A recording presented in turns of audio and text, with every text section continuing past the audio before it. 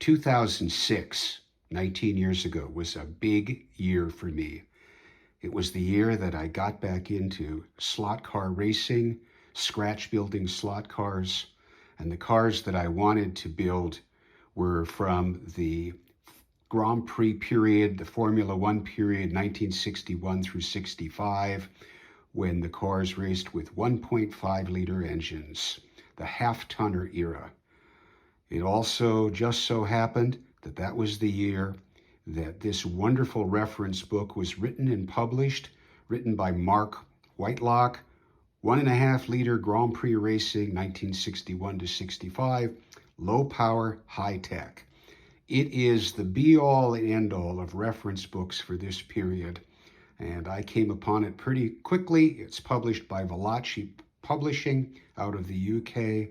You can see that the dust jacket now is pretty well worn, and I have used this book as my guide for building slot cars and other cars from that period, for running proxy races, all that sort of stuff.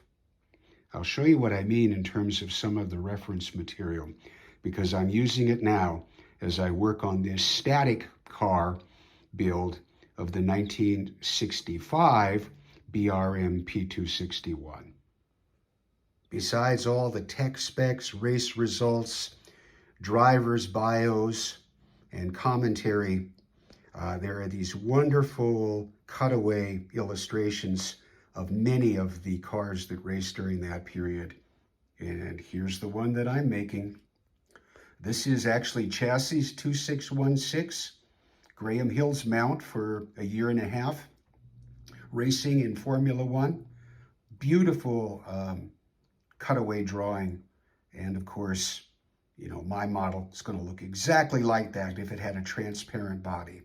Well, not quite, but this is obviously an excellent source to crafting as much of the interior as possible.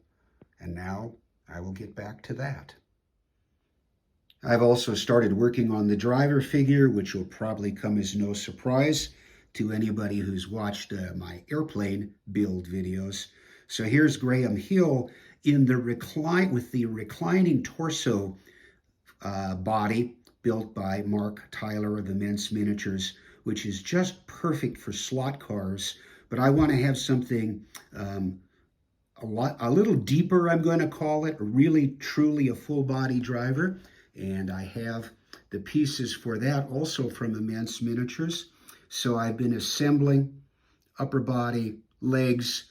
The forearms will go on when I do an exact fit to the steering wheel, but I have got the most of the body now initially assembled, drying, and I'll make sure that's all clean and everything. I will probably see if I can get in here. There we go. See, beautiful Graham Hill's face. Let's get it in focus. There we go. I've completed all of the cutouts on the fuselage except for the wheel wells. That will come a little bit later, but I've got the cockpit opening basically done, the air ducts on the nose, and the opening for the radiator grill in the front. I have done a cutout for what will become the pan or the floor of the car. It's out of 0.5 millimeter evergreen plastic.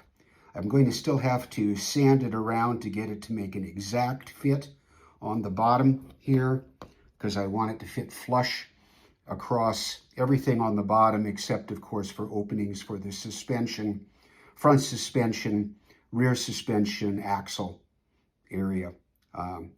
But I'll be working on that and trimming that up, and then building the interior, some of it attached to the shell before, closing it up, some of it attached to this pan.